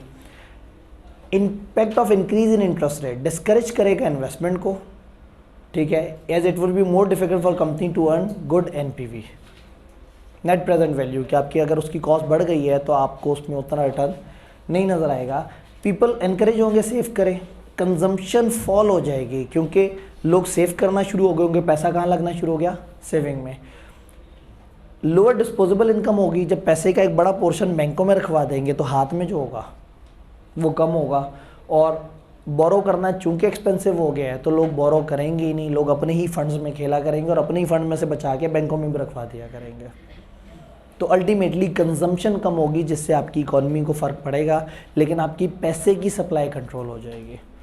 ये भी बड़ा प्रॉब्लम है इनका, पैसे को कंट्रोल करें इकॉनमी ख़राब होती है। या जीडीपी को देखें, पैसा अपनी वर्थ लूज़ करना शुरू कर देता है। तो इकोनॉमिक्स अच्छी भली साइंस है और बड़ा कम ही हमें कोई इकोनॉमिस्ट मिला है जो हमारी इकॉनमी को देखे।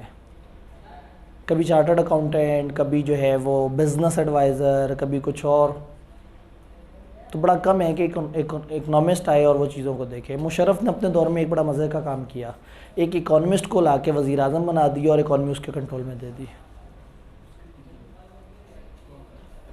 मुशर्रफ दौर में उसने किसको बुलाया था, किसी को नहीं पता। मैं तो समझता था आप लोग बड़ी सियासी बसीरत रखते हैं, नारे तो आप ऐसे बड़े बड़े लगा रहे होते। वो दौर बड़ा गलत था, अमरीयत थी और पता नहीं क्या था। काफ लीग उनके साथ थी। एक वज़ीर आज़म था जिसको इम्पोर्टेड वज़ीर आज़म कहा जाता था, शौकत अजीज़। बाहर से बुला के वज़ीर आज़म लगाया, वो तो सीट पे भी नहीं था किसी, बाहर से बुला के पहले इलेक्शन लड़वाया, सीट दिलवाई, फिर वज़ीर आज़म बनाया और उसको जाके कहा तुम इकॉनमी को संभालो, मुल्क को और इकॉनमी को तुम संभालो। उस टाइम पे सबको लगा ये बदतमीज़ फ़ैसला है, ये आमरीयत है, जारियत है, ये बड़ा गलत है, लेकिन समहाउ उसने इकॉनमी बड़ी अच्छी संभाल ली, क्योंकि उसने इकनॉमिक वेरिएबल्स के हिसाब से। तो दुनिया में बदतरीन क्राइसिस चल रहा था 2004-05 वगैरह के आसपास, और दुनिया में पाकिस्तान से बुरी सिचुएशन हुई थी, बट पाकिस्तान बड़े बेहतर तरीके से चल रहा था। तो ये प्रॉब्लम है कि इकोनॉमिस्ट बीच में नहीं आते। इकॉनमी जिन्होंने पढ़ी होती है वो उनको उतना ज़्यादा प्रिविलेज नहीं मिलती। चार्टर्ड अकाउंटेंट फिर भी सामने आ जाते हैं जी। आई कैप ने प्राइज़ भी दे दिया चार्टर्ड अकाउंटेंट को, तो आई कैप चार्टर्ड अकाउंटेंट्स को नवाजेगा ना। वो ऑनरेडी चार्टर्ड अकाउंटेंट है, पता है। हाँ, पाकिस्तानी चार्टर्ड अकाउंटेंट नहीं है, ICAW हैं जिनको पाकिस्तान में इज़्ज़त के तौर पे कह दिया चले आज आप हमारी तरफ से भी चार्टर्ड अकाउंटेंट। ये एक बड़ा ही गलत मौके पे आप इंतहाई गलत सवाल पूछते हैं। MFA की क्लास सारे जनरल सवालों के लिए क्यों होती है जी? ICAW की पूरी दुनिया में वर्थ है, ऐसे ही ICAP की भी पूरी दुनिया में वर्थ है। तो पाकिस्तानी बंदे की अगर लंदन में वर्थ है तो लंदन के बंदे की पाकिस्तान में भी वर्थ है। इंटरनेशनल क्वालिफिकेशन है, सारी अच्छे लेवल पे बनी हुई हैं और सारे लोग उसको फॉलो करते हैं, और ये दोनों एक दूसरे को एग्जम्पशंस भी देते हैं। ICAP वालों को ICAW वाले और ICAW वाले ICAP को। इंग्लैंड एंड वेल्स का चार्टर्ड अकाउंटेंट ICAW है, पाकिस्तान का चार्टर्ड अकाउंटेंट ICAP। ठीक, तो अगर आप कहें कि बाहर के बंदे को पाकिस्तान में ज़्यादा वर्थ मिलेगी, ऐसा नहीं है। बाहर का बंदा पाकिस्तान में मुश्किल में होता है। ICAW पाकिस्तान में आता है तो उसको CA करने के लिए, ICAP का वो करने के लिए टैक्स और लॉ का पेपर देना पड़ता है, कॉर्पोरेट लॉ और टैक्स। मैंने बेतहाशा फर्मों के पार्टनर्स को पढ़ाया है जो फर्म के पार्टनर हैं लेकिन पाकिस्तान में ऑडिट प्रैक्टिस इसलिए नहीं कर सकते कि कॉर्पोरेट लॉ और टैक्स देना है, और मेरी क्लास के सबसे नालायक बच्चे वही होते हैं। तो ज़ाहिर है वो 35 साल 40 साल 45 साल का बंदा पढ़ेगा, ऊपर से बैठा होता है तो 4-5 चमचे खर्चे उसके आसपास बैठे हुए हैं, कभी उसके पास चाय आ रही है, कभी क्लास का माहौल ही ख़राब हुआ होता है कि जी पार्टनर साहब जो है आए हुए। तो मैं जब ट्रेनिंग भी होता था तो उस वक्त हमारी फर्म में भी एक पार्टनर थे जिन्होंने कॉर्पोरेट लॉ का पेपर देना था, तो मैं उन्हें कॉर्पोरेट लॉ पढ़ाया करता था। और फिर उन्हीं के पास मेरे ऑडिट भी रिव्यू होने जाता था, तो जब उनके पास ताकत होती थी वो मुझे डांट लेते थे, जब मुझे मौका मिलता था मैं उन्हें डांट लेता था। तो खैर, इंक्रीज से कॉस्ट ऑफ डूइंग बिजनेस बढ़ जाएगी, जिससे आप के लिए मुश्किल हो जाएगा। अगर पाकिस्तान में इंटरेस्ट रेट बढ़ गया तो क्या होगा, हमारी कॉस्ट ऑफ प्रोडक्शन बढ़ जाएगी। इंडिया ने कॉस्ट ऑफ प्रोडक्शन कम रखी हुई होगी, श्रीलंका ने कम रखी होगी, बांग्लादेश ने कम रखी हुई होगी। ये लोग अपनी प्रोडक्ट इंटरनेशनली देना शुरू कर देंगे और हम लोग इंटरनेशनली भी कम्पेटिटिव नहीं रहेंगे। लेकिन स्टिल हमारी जो कौम है वो एक्सपोर्ट करना चाहेगी, क्योंकि उनको एक्सपोर्ट करके इतना फ़ायदा नहीं है। उनका जो डॉलर आता है उसका एक्सचेंज रेट उतना मज़े का नहीं है जितना हमारा एक्सचेंज रेट। तो समहाउ कोशिश इन्होंने ये की है कि डॉलर बढ़ता है तो बढ़ता रहे, कम से कम एक्सपोर्ट्स पाकिस्तान की अच्छी हो जाए, पाकिस्तान को फॉरेन रिजर्व्स अच्छे मिल जाए। लेकिन लोग एक्सपोर्ट करने से भी डरे हुए हैं, अनसर्टेनिटी बहुत है। इतनी थी नहीं जितनी बना भी दी गई। ये एवं नहीं कहते कि जी कुछ बुरा हुआ है मुल्क के साथ, जनरली एक पाकिस्तानी की नज़र से देखेंगे ना, मुल्क के साथ बहुत बुरा हुआ है। मुल्क को अच्छा भला बहुत अच्छी ग्रोथ में चल रहा था। 2017 was a very peak year, आप कोई भी स्टैट्स उठा के देख लें, और बिला वजह रगड़ दिया। और अब वो रिवर्स भी नहीं हो रहा, चाह के भी रिवर्स नहीं हो रहा। खैर, लैगिंग इंडिकेटर्स ने सत्यानाश फेरा हुआ है। डिक्रीज इन इंटरेस्ट रेट से क्या होगा, जो सारी बातें की हैं उसको रिवर्स कर दें। Quick glance on interest rate in Pakistan, फलाना फलाना। एसबीपी की मॉनेटरी पॉलिसी कमेटी ने डिसाइड किया कि रेट को 7% तक अनचेंज रखे थर्ड क्वार्टर में, ताकि वो इस तरह से करें उस तरह से करें, लेकिन बहरहाल इन्हें वो बढ़ना पड़ा। और रिकवरी जो थर्ड वेव ऑफ कोविड में आई थी तो उसमें कोशिश किया कि लोगों को अब इनकरेज करें और इंटरेस्ट रेट को नीचे लेके जाएं। कोई ज़्यादा पुरानी बात नहीं हो रही, और अब 21% पे पहुँचा हुआ है। वो बेचारा शरीफ आदमी बार बार यही तो पूछता रहा कि भाई मेरा क्या कसूर था, मैं जो डायरी पकड़ के चल पड़ा, अच्छा भला पाकिस्तान ग्रो तो कर रहा था। आपको समझ नहीं आएगा मैं हूँ किसके साथ, मैं पाकिस्तान के साथ हूँ। कुछ चीज़ें किसी ने अच्छी की हैं, कुछ चीज़ें किसी ने अच्छी की हैं। मैं हमेशा मानता हूँ मिक्स गवर्नमेंट बड़ा हल है। इमरान खान को वज़ीर ख़ारजा लगा दे, कमाल तूफ़ानी एटम बम है, वज़ीर ख़ारजा हो ना तो वो लुट मचा देगा, ठीक है। पंजाब में लगा दें शहबाज शरीफ को, ठीक है। सिंध मुस्तफ़ा कमाल के हवाले कर दें, ठीक है। बलूचिस्तान के पीके का मुझे बहुत ज़्यादा सियासी बसीरत नहीं है, और मुल्क को हेड कर रहा हो कोई फ़ौजी, परफेक्ट ज़बरदस्त, कोई फ़ौजी ऊपर बैठा हुआ हो, वो हेड हो और बाकी सारे उसके अंडर काम कर रहे हो अपनी अपनी डोमेन में। वज़ीर ख़जाना जो है ना वो फिर एक चॉइस है, क्योंकि कोई भी तजर्बा हमारा को बहुत ज़्यादा कामयाब नहीं जा रहा। शौकत अज़ीज़ अगर वापस आ सके, चलें जी। हाँ, ये बातें समझ आ रही हैं? इंटरेस्ट रेट वगैरह, हम बहुत मुश्किल बात तो नहीं कर रहे, तो मुश्किल बात करते हैं। फिस्कल पॉलिसी, फिस्कल पॉलिसी पर बात करने से पहले एक आसान बात कर लेते हैं, अनएम्प्लॉयमेंट। अनएम्प्लॉयमेंट क्या है? बेरोज़गारी। बेरोज़गारी बढ़ेगी तो बिज़नेस को फ़ायदा होगा, नुकसान होगा। कुछ लोगों को लगता है फ़ायदा होगा, कुछ लोग को लगता है नुकसान होगा। इट डिपेंड्स कि हम किस पर्सपेक्टिव से देख रहे हैं। बेरोज़गारी बहुत बढ़ गई तो बिज़नेस को सस्ते में अच्छा लेबर मिल जाएगा, लेकिन नुकसान ये होगा कि जब पूरे पाकिस्तान में बेरोज़गारी ज़्यादा होगी तो लोग ख़रीद नहीं पा रहे होंगे, चीज़ें बिक नहीं रही होंगी। जब बिक नहीं हो रही तो इकोनॉमिक एक्टिविटी ख़राब होनी शुरू हो जाएगी। तो बेरोज़गारी फ़ायदा भी देती है, नुकसान भी देती है। नुकसान थोड़ा ज़्यादा है, क्योंकि ओवरऑल इकोनॉमिक एक्टिविटी का रुक जाना जो है ना वो फिर सत्यानाश कर देता है चीज़ों को। तो अनएम्प्लॉयमेंट में हम कहते हैं कि इनफ जॉब्स नहीं है लोगों के लिए, लोग काम करना चाह रहे हैं। इकोनॉमिक रिसेशन और फॉलोइंग डिमांड में बहुत सारी फर्म जो है वो अपने कुछ एम्प्लॉयज़ को निकालने की कोशिश करेंगे। अनएम्प्लॉयमेंट कई दफ़ा शॉर्टेज ऑफ स्किल्स की वजह से होता है। शॉर्टेज ऑफ स्किल्स हो तो हम आहिस्ता आहिस्ता उन्हें ट्रेन करके, चीज़ें सिखा के, अच्छी वर्कशॉप्स करा के हम उनको बेहतर कर सकते हैं। अनएम्प्लॉयमेंट और बिजनेस डिसीजंस, ये तकरीबन वही वाली बात है कि लेस इकोनॉमिक ग्रोथ होगी, अनएम्प्लॉयमेंट डायरेक्ट अफेक्ट करेगी बिजनेस को। हाउस होल्ड की लेस इनकम होगी जिसकी वजह से सेल्स कम होंगी, चीपर प्रोडक्ट्स और सर्विसेज की डिमांड बढ़ जाएगी, और फिर लोकल कंपनियों को जो है वो अपनी प्रोडक्शन बढ़ानी होगी ताकि सस्ती वाली चीज़ मार्केट में आए, और इंटरनेशनल कंपनियां जो कि ब्रांडेड कंपनियां होंगी उनको नुकसान होना शुरू हो जाएगा।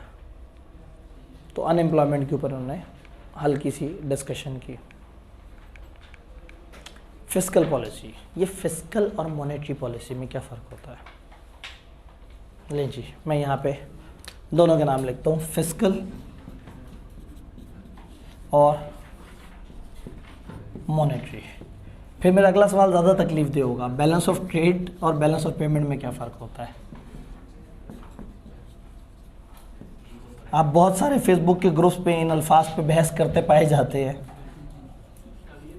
कि देखो पाकिस्तान का बैलेंस ऑफ पेमेंट कहाँ पहुँच गया। ये तीन बता सकते हैं, पहला नहीं बता सकते। हाँ जी, कोई ऐसा जांबाज सिपाही जो पहला बता सके? नहीं, मैं आपने सवाल सुना ही नहीं, यही तो प्रॉब्लम है। मैंने क्या कहा? तीन पे निशान लगाए, मैंने कहा कोई ऐसा जांबाज सिपाही जो पहला बता सके। जिस दिन आप मुझे सुनना शुरू कर देंगे ना, आधे मसले ख़त्म हो जाएंगे। आप इनकमिंग की खिड़की भी खुली रखा करें, आपकी आउटगोइंग चल रही होती है, प्रोसेसिंग आउटगोइंग बहुत अच्छी चल रही होती है जी। तो सवाल ये है कि फिस्कल पॉलिसी अगर कोई मुझे समझा सके।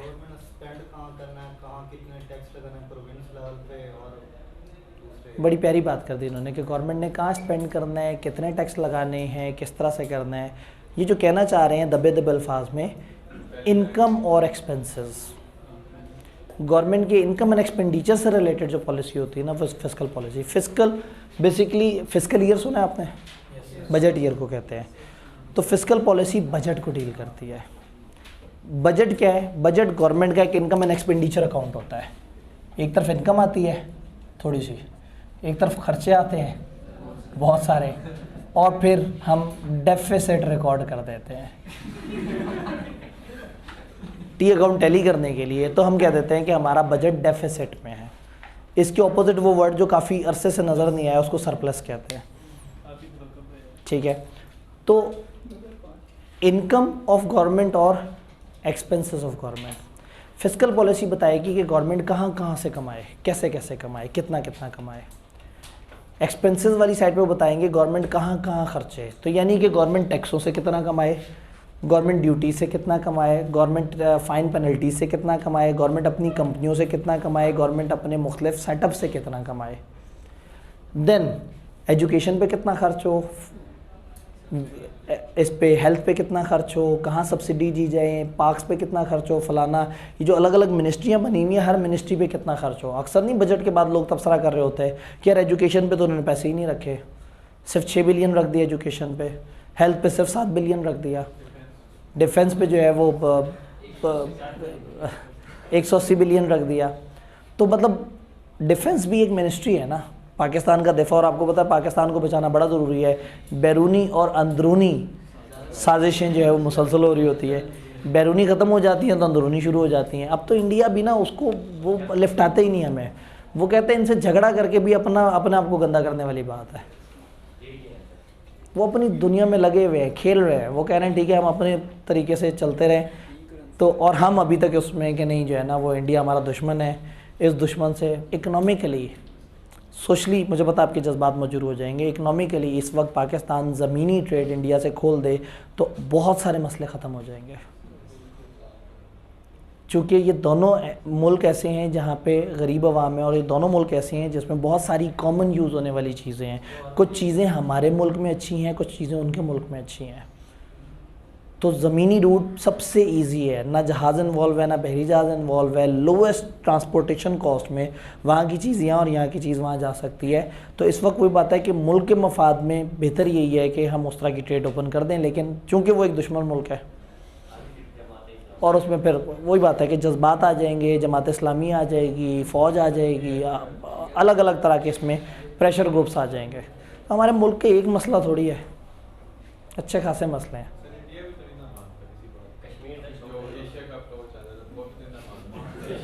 ठीक है, इनने कहा जी इंडिया भी नहीं मानता। असल में जाहिर है हमारी ज़िद्दें तो हैं ना, एक दूसरे से लड़ते तो हैं, एक दूसरे से उलझते तो हैं, और वो कभी माने तो हम उनकी नहीं सुनते। यहाँ के लोगों का माइंड भी नहीं है सुलह करने का। एक लीडर था जिसको लोग फॉलो करते थे, मैं कह रहा हूँ ना, एक लीडर था जिसको लोग फॉलो करते थे। वो लीडर जब किसी और की हुकूमत में बयान देता था तो कहता था इंडिया से दोस्ती का हाथ बढ़ाना गलत है, लेकिन उस लीडर ने करतारपुर वाला काम किया। अगेन वही बात है, जो अच्छा काम है वो अच्छा है। उसने एटलीस्ट उन लोगों को अपने मजहबी जो फ़राइज़ हैं और अपने जो मजहबी अकीदत है उसका एहतराम किया, उन लोगों को अकोमोडेट किया, एक अच्छा स्टेप था। लेकिन प्रॉब्लम ये है कि वही लीडर जब दूसरों की हुकूमत में उस तरह का कोई स्टेप होता था तो शोर मचाता था। कहने का मतलब है कि वो एक लीडर फ़ौज क्यों लेके आई थी उस लीडर को, उन्हें पता था कि ये जो भी कर देता है ना लोग इसे पूछ रहे होते हैं, तो हम अपने मसले सॉल्व कर लेंगे और ये अपने हर डिसीजन का कोई ना कोई वो दे देगा, जस्टिफिकेशन दे देगी, और एक पूरी कौम है जो जस्टिफिकेशन को बाय कर लेगी। उसका हर वो फैसला जिसको आज आप गलत कहते हैं आपने कभी माना था, क्योंकि उसने उस वक्त उसे सही कहा था। अब वो कहता है वो गलत था तो आप कहते हैं हाँ गलत था, 100% बिल्कुल आपने सही कहा। तो नज़र आया था इस्टेब्लिशमेंट को कि एक ऐसा खूबसूरत लीडर है जिसको लोग पूजना शुरू हो गए हैं, तो उसको सामने लाके बहुत सारे मुश्किल फ़ैसले किए जा सकते हैं, और वो मुश्किल फ़ैसले करेगा तो उसके अपने ही चाहने वाले जो है उसको डिफेंड करेंगे। उसे डिफेंड करने की ज़रूरत ही नहीं। तो उस ज़माने में कोई कह के तो दिखाई महंगाई हो रही है लोग, और वो अच्छी बात ये थी कि लोन लेते खुद ही टीवी पे आके बताता था लोन ले लिया मुबारक हो। कम्युनिकेशन ख़त्म है। मतलब मैं इमरान खान का फ़ैन हूँ, मैं कहता हूँ he is master of communication. दुनिया के टॉप लोगों में आना चाहिए उसे, जो कम्युनिकेशन के अंदर। टॉप पे तो है। अब तो अमेरिका की सपोर्ट भी और टॉप पे हो जाएगा। तो फिस्कल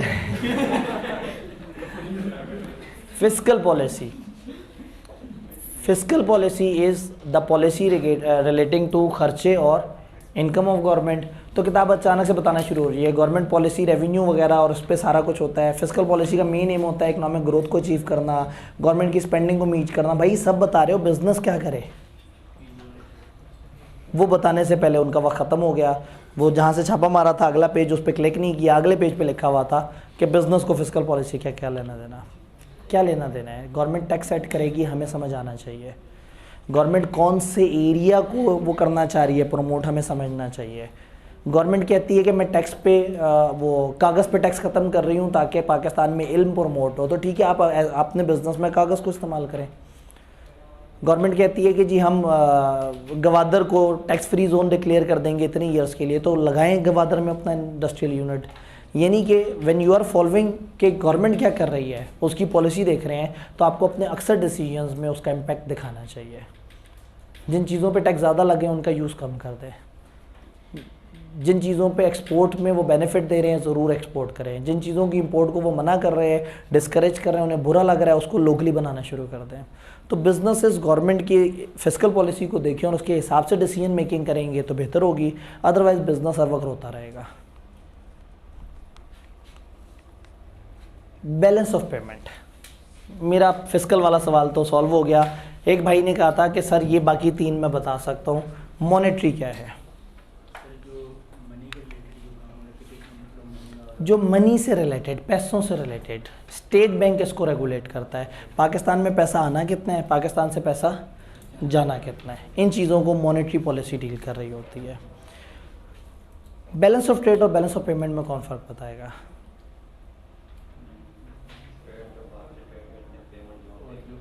हाँ जी, भाई ने वॉलंटियर किया, तो और कोई वॉलंटियर नहीं है? हमारी इंपोर्ट और एक्सपोर्ट का बैलेंस, बैलेंस ऑफ ट्रेड है। और बैलेंस ऑफ पेमेंट डिफरेंस बताना था ना भाई, एक बता के अगर आप सुरखरू हो जाएं तो ऐसा तो नहीं मजा आएगा। कितना पैसा बाहर जा रहा है, कितना अंदर आ रहा है, बहुत अच्छी बात उन्होंने बताई। बैलेंस ऑफ ट्रेड है तिजारती डिफरेंस, कितने विजिबल टेंजिबल गुड्स जा रहे हैं, कितने विजिबल टेंजिबल गुड्स आ रहे हैं, सर्विसेज नहीं। पाकिस्तान कितनी चीज़ एक्सपोर्ट कर रहा है, कितनी चीज़ इंपोर्ट कर रहा है, ये है बैलेंस ऑफ ट्रेड। ये नेगेटिव होगा तो इसका मतलब है कि आपकी इंपोर्ट बढ़ चुकी हैं और एक्सपोर्ट्स कम हो चुकी हैं। बैलेंस ऑफ पेमेंट इससे अगला लेवल है। इंपोर्ट एक्सपोर्ट से रिलेटेड पैसे तो हैं ही हैं, उसके अलावा पाकिस्तान ने चाइना के कितने पैसे देने हैं, पूरे पाकिस्तान ने पूरे चाइना के कितने पैसे देने हैं। पाकिस्तान ने चाइना से अगर इंपोर्ट की है तो चाइना को पैसे देने हैं पाकिस्तानियों ने। पाकिस्तान जो है वो चाइना को सर्विस प्रोवाइड करता है, पाकिस्तानी कुछ लोग इंटरनेट पर सर्विस प्रोवाइड करते हैं तो चाइना ने पाकिस्तान को पैसे देने हैं। पाकिस्तान ने अपने किसी प्रोजेक्ट में उनकी सर्विसेज ली, पाकिस्तान ने उनके पैसे देने हैं। पाकिस्तान ने उनसे लोन लिया तो लोन पाकिस्तान ने उनको इंटरेस्ट समेत वापस करना है। तो पूरे पाकिस्तान ने बाशमूल गवर्नमेंट, बाशमूल तमाम इंडिविजुअल्स, पूरे के पूरे चाइना के बाशमूल गवर्नमेंट, बाशमूल इंडिविजुअल कितने पैसे देने हैं और कितने पैसे लेने हैं। तो इसमें इंपोर्ट एक्सपोर्ट भी आ जाएगा, विजिबल इनविजिबल दोनों चीज़ें आ जाएंगी, गवर्नमेंट के आपस के मसले आ जाएंगे, इंडिविजुअल्स के आपस के कॉन्ट्रैक्ट्स आ जाएंगे। अब एट एनी गिवन टाइम मैं ये कहूँ कि हमने चाइना के जो है वो 328 बिलियन देने हैं,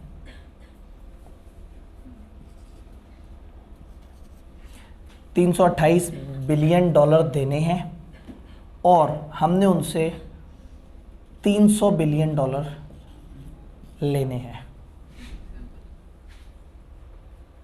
हमने चाइना से कितने लेने? 300 बिलियन डॉलर। हमने उनके देने कितने?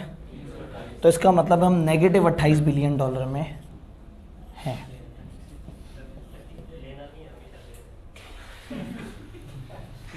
नहीं, ये एक्चुअल फैक्ट्स नहीं है, ये मैं जस्ट आर्टिफिशियल समझाने के लिए।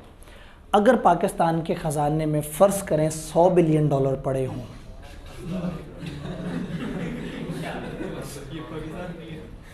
चलें कम कर लेते हैं, ज़्यादा लंबी गप नहीं छोड़ते, 30 बिलियन डॉलर कर लेते हैं।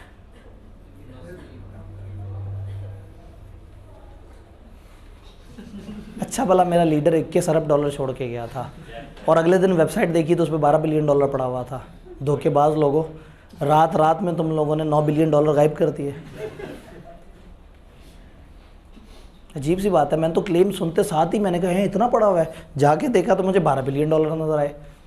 तो पता ही लगा कि $9 बिलियन जो है वो इंडिविजुअल्स की पाकिस्तान के अलग अलग बैंक अकाउंट्स में पड़े हुए थे। उनको शामिल करके उसने टोटल बता दिया कि पूरे पाकिस्तान में कितने $बिलियन हैं, तो वो भी बात गलत नहीं थी। ठीक है, वो लीडर सच्चा था, लीडर ने कभी झूठ नहीं बोला। और अगर कुछ गलत बात कर दी तो यूटर्न ले लिया और मान गया अपनी गलती, और हम भी मान गए। $30 बिलियन पड़ा हुआ पाकिस्तान के ख़जाने में, और $28 बिलियन हम नेगेटिव है, यानी साल के बाद हमारे पास $2 बिलियन पड़ा हुआ होगा। मज़ीद साल के बाद हमारे पास -$26 बिलियन पड़ा हुआ होगा। ये माइनस के लिए फिर से लोन लेना पड़ेगा।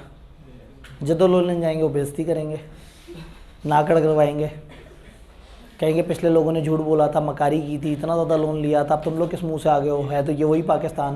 उन्होंने कहा नहीं हम सुधर गए, उन्होंने कहा नहीं वो पिछले बंदे ने हमें ईमेल करके कहा कोई नहीं सुधरे, तुम लोग मुल्क में बदअमनी क्रिएट कर रहे हो, तुम लोग इंसानियत की तजलील कर रहे हो। कम दुश्मन थोड़ी है पाकिस्तान के, हर कुर्सी का भूखा कौम को तबाह कर रहा है, चाहे वो जिस मर्जी पार्टी का है। अनफॉर्चुनेटली ये सब अपनी कुर्सी की जंग लड़ रहे हैं और हम सब रुल रहे हैं। लेकिन खैर ये एक पाकिस्तानी की आवाज़ है। ये कुर्सी की जंग चाहे लंदन बैठा बंदा वो करे, चाहे जो है वो ज़मान पार्क बैठा बंदा जो है ना, अब तो ज़मान पार्क नहीं है, गिरफ्तार हुआ है, नहीं हुआ हुआ अभी हॉस्पिटल में या नैब में जी। अच्छा, सब ज़मानत करा के बैठे हुए हैं, बस ठीक है, पर तो मसला कोई नहीं। कारकुन बेचारों की ज़मानत नहीं हुई होगी, वो बच्चे जो आग लगा रहे थे उनकी ज़मानत नहीं होगी, चलो कोई बात नहीं, वो तो बच्चे हैं, वो तो रुल गए, खैर है। बड़े तो महफूज है ना, अल्हम्दुलिल्लाह। पार्टी रहनी चाहिए, लोगों की कुर्बानी तो ठीक है, 70-80 हज़ार लोग रुल भी गए, तबाह भी हो गए, तो क्या है, पार्टी महफूज होनी चाहिए। पार्टी महफूज होगी तो पाकिस्तान तरक्की करेगा। ठीक है, लोग अपनी खुशी से छोड़ रहे हैं सियासत, ठीक है, लोग अपनी खुशी से सियासत छोड़ के जा रहे हैं अचानक से। अब में सारे बूढ़े हो गए ना, अब वो नई कौम को आने देना चाह रहे हैं। वो कह रहे हैं आप लोग जाएं और सियासत में घुसे।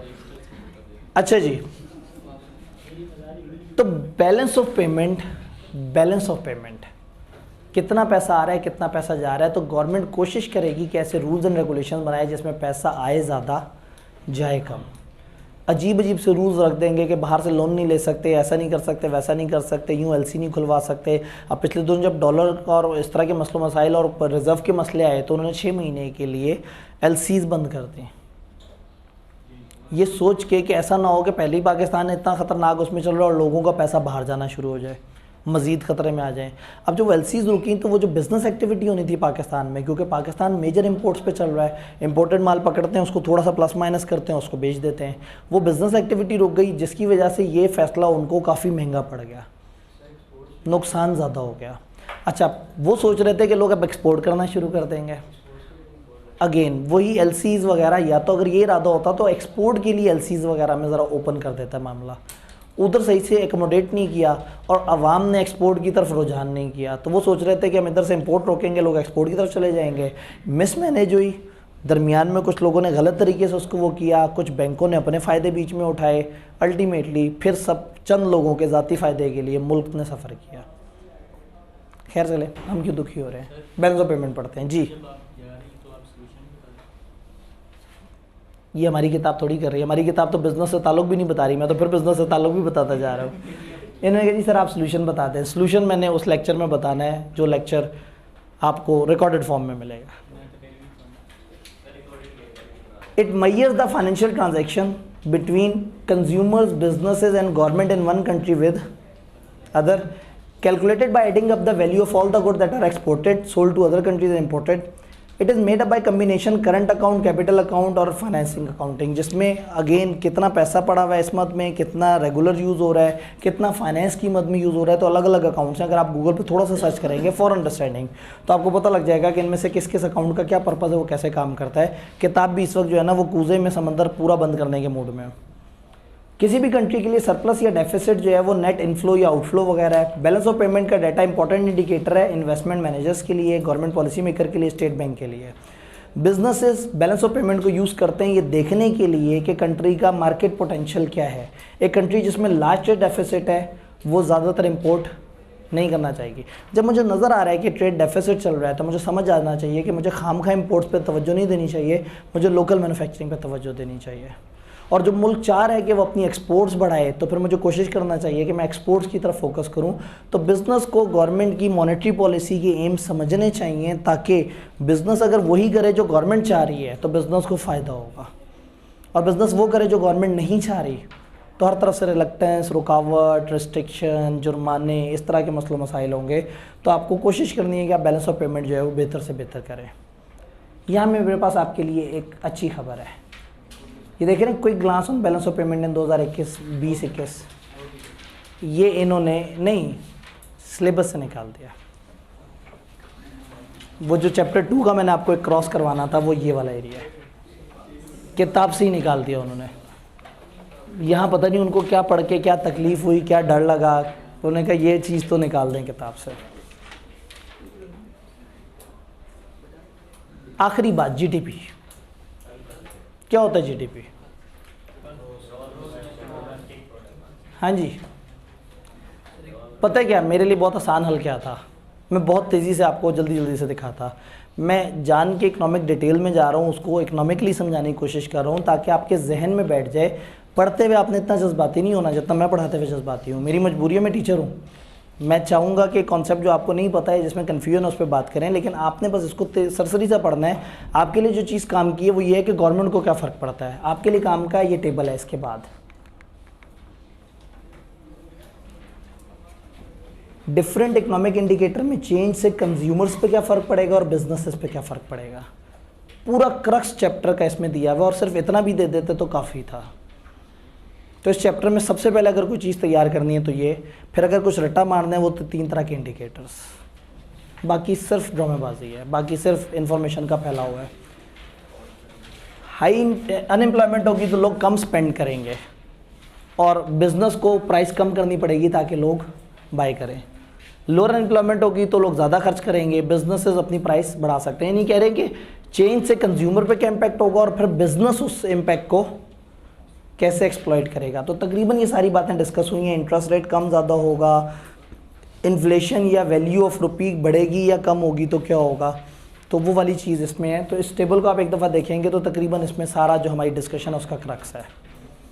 जो चीज़ बीच में रुकी है दैट इज़ जीडीपी। जीडीपी में ये बात हम कर चुके हुए हैं, नॉमिनल जीडीपी और रियल जीडीपी। एक वो जो एक्चुअल वैल्यूज़ पे है और एक जिसमें इन्फ्लेटेड वैल्यूज़ और वो वाली सारी चीज़ें। नीचे उसका ग्लांस दिया हुआ है, थर्ड क्वार्टर में ऐसा हुआ, इस क्वार्टर में ऐसा हुआ, पिछली दफ़ा से 0.5 ऐसे हो गया और इस तरह से ऐसे हो गया। तो काम की बात सिर्फ ये है जीडीपी का फार्मूला। जीडीपी को मेजर करने के, जीडीपी क्या होता है? Gross domestic product. किसी भी मुल्क की जीडीपी कैसे मेजर होता है? एक अप्रोच होती है आउटपुट अप्रोच, कि कितना बना पूरे पाकिस्तान में, ओवरऑल इंडस्ट्रियों ने, कंपनियों ने, सब ने मिलकर कितने गुड्स एंड सर्विसेज बनाए। एक स्पेंडिंग की अप्रोच होती है, एक्सपेंडिचर अप्रोच, कि सब ने मिलकर पूरे पाकिस्तान में खर्चा कितना। एक इनकम अप्रोच होती है, सब ने मिलकर कितना कमाया। तो आउटपुट, इनकम या एक्सपेंडिचर अप्रोच, जिससे हम देखते हैं कि पूरा पाकिस्तान किस लेवल का बिजनेस कर रहा है। तो हमारी किताब ने एक्सपेंडिचर अप्रोच का फार्मूला बताया कि अगर आपने जीडीपी देखना है तो आपने करना है C+I+G+X-M। X-M नेट को कहते हैं, एक्सपोर्ट माइनस इम्पोर्ट। तो C for amount of consumption on goods and services, लोगों ने कितने गुड्स एंड सर्विसेज खाए पिए, कितने कंज्यूम किए। इन्वेस्टमेंट लॉन्ग टर्म एसेट्स में लोगों ने कितनी की, गवर्नमेंट ने कितनी स्पेंडिंग की, एक्सपोर्ट्स कितनी हुई, माइनस तो पूरे मुल्क में लोगों ने कितना कंजम्पशन की, कितनी इन्वेस्टमेंट्स की, गवर्नमेंट ने पूरे मुल्क में कितना खर्चा किया, और एक्सपोर्ट और इंपोर्ट का जो डिफरेंस है, इन सबको ऐड कर देंगे तो पता लग जाएगा आपकी जीडीपी कितनी चल रही है। ये जीडीपी पाकिस्तान की $300 बिलियन के आसपास चल रही होती है, डिपेंडिंग अपॉन। इसने पीक छुई थी 2017 के आसपास, फिर बीच नीचे हुई, अब ये दोबारा से 2021 में ऊपर की तरफ जा रही थी। हमेशा मसला तब करते हैं जब चीज़ें बेहतर हो रही होती है। चले खैर, तो अगेन जीडीपी टोटल आउटपुट भी हो सकता है, आपके प्राइमरी, सेकेंडरी और टर्शरी सेक्टर से। प्राइमरी सेक्टर जो ग्रोअर्स हैं, जो चीज़ बनाते हैं। सेकेंडरी मैन्युफैक्चरिंग, जो रॉ मटेरियल पकड़ के उसको किसी चीज़ में कन्वर्ट करते हैं। और टर्शरी आपका सर्विस सेक्टर कहलाता है, जो बनाते नहीं है, ग्रो नहीं करते, जो बस बेचते हैं।